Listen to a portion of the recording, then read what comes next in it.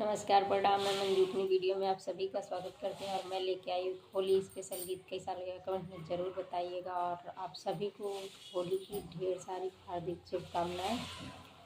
और एक औरत के पति प्रदेश गए हुए कमाने के लिए वो अपने हस्बैंड को कैसे बुला रही है रिक्वेस्ट करके, इस गाने के माध्यम से बता रही हूँ। आप लोग बताइएगा कैसा लगेगा कमेंट में, और अच्छा लगे तो ज़्यादा से ज़्यादा शेयर कीजिएगा।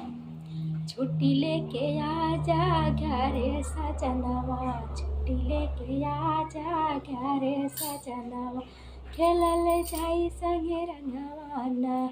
छुट्टी लेके आजा घरे सजनवा, छुट्टी लेके आजा घरे सजनवा, खेलल जाई संगे रंगवा ना।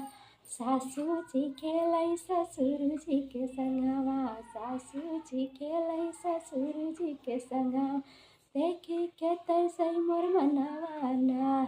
छुट्टी लेके आजा घरे सजनवा, खेलल जाई संगे रंगवा ना।